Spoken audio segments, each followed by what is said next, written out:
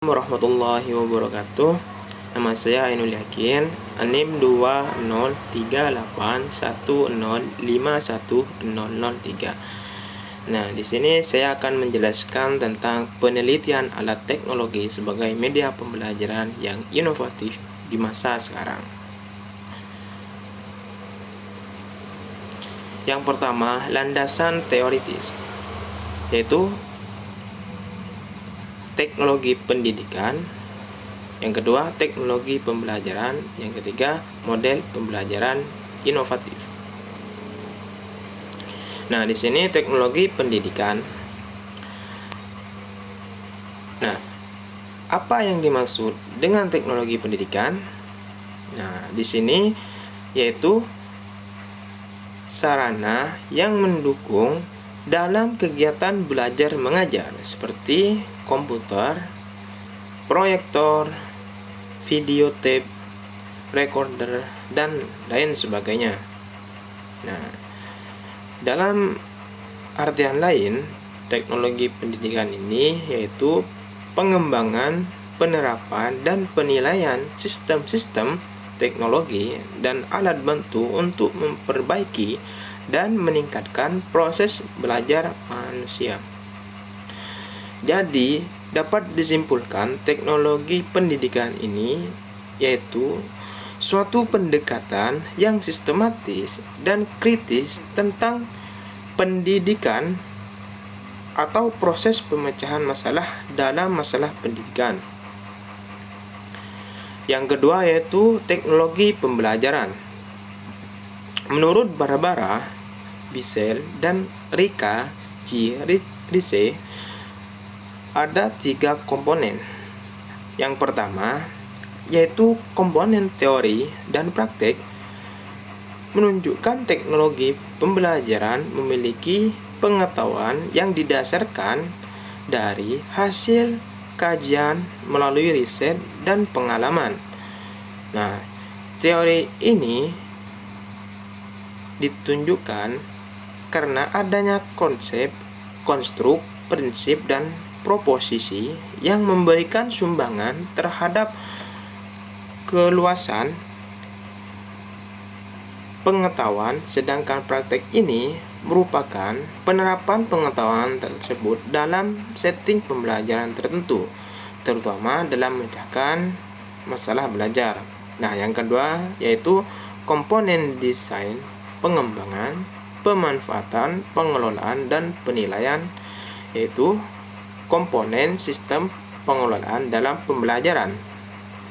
Nah, di sini memiliki teori dan praktek yang khusus dan memiliki keterkaitan secara sistematif dengan bagian-bagian lainnya, baik secara masukan maupun umpan balik dan penilaian. Nah, di sini yang ketiga yaitu komponen proses dan sumber, yaitu serangkaian kegiatan yang memanfaatkan sumber belajar untuk mencapai hasil belajar.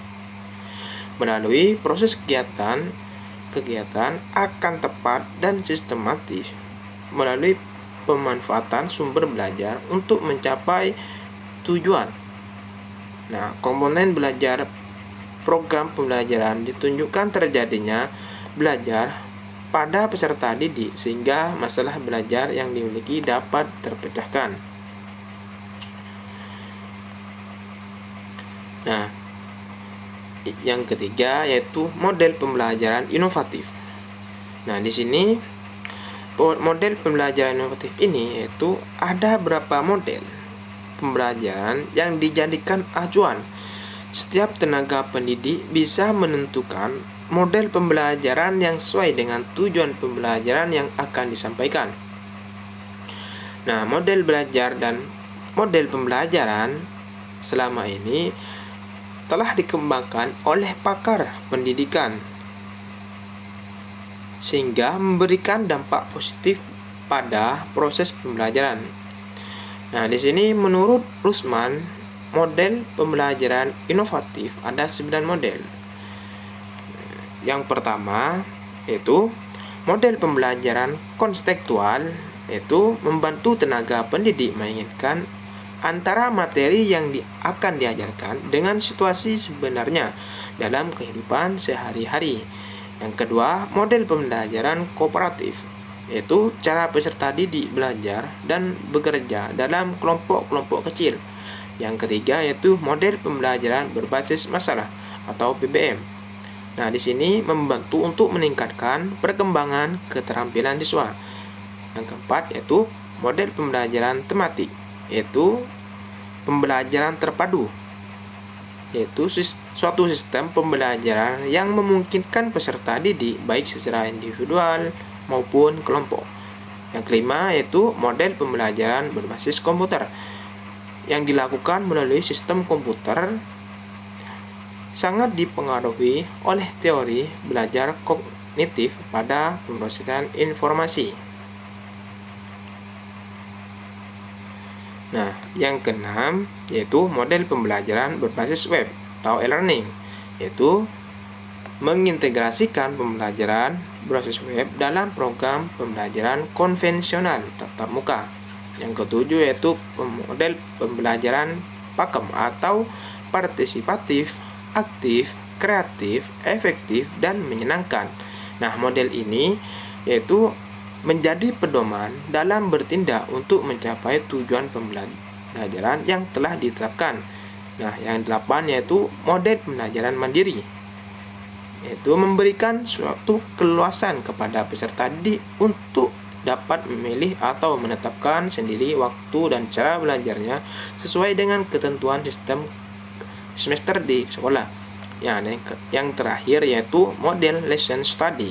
Nah, ini yaitu untuk meningkatkan proses belajar yang dilakukan oleh sekelompok guru secara kolaboratif dan bersinambungan dalam merencanakan, melaksanakan, mengobservasi, dan melaporkan hasil refleksi kegiatan pembelajaran.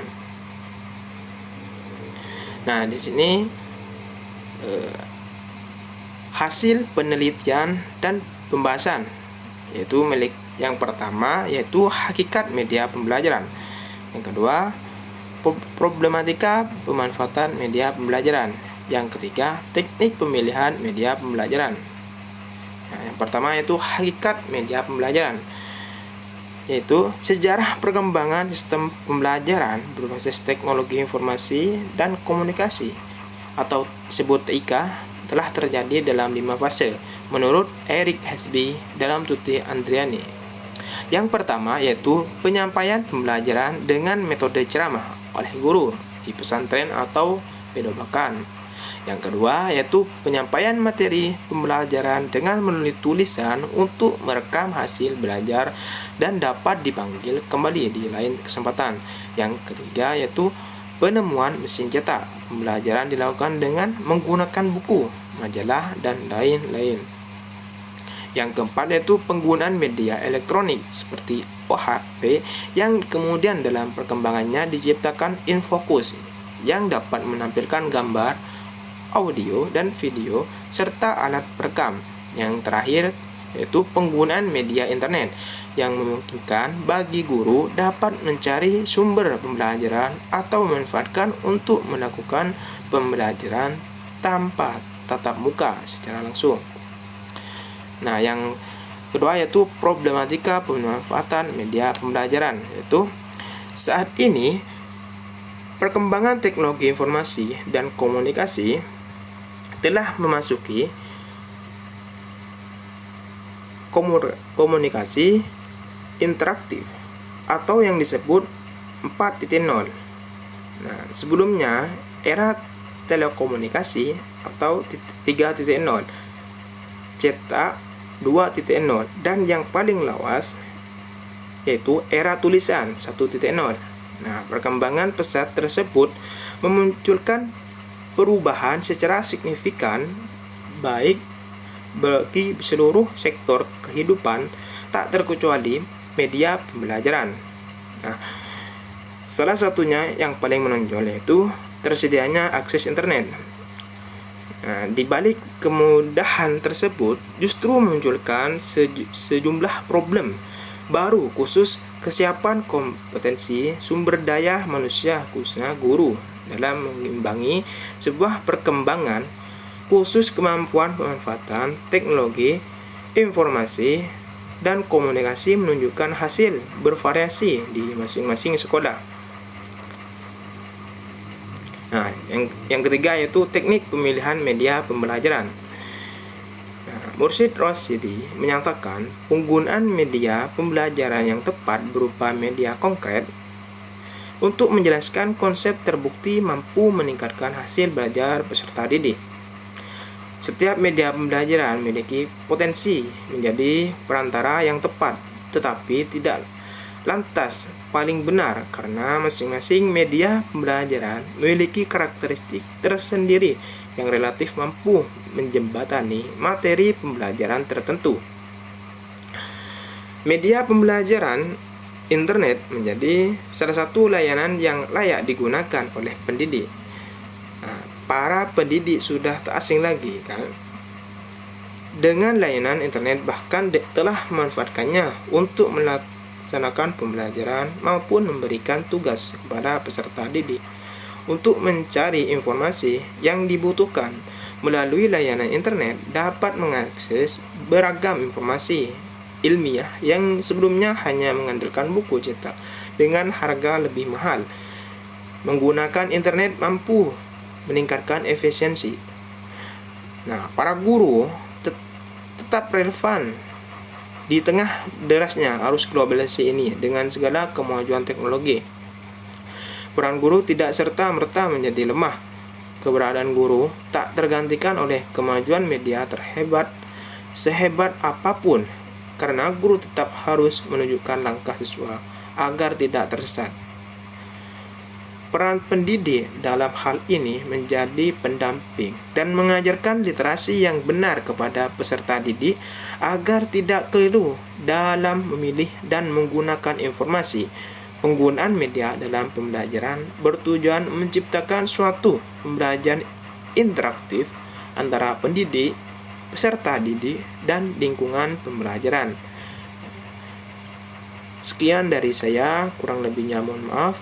Wassalamualaikum warahmatullahi wabarakatuh.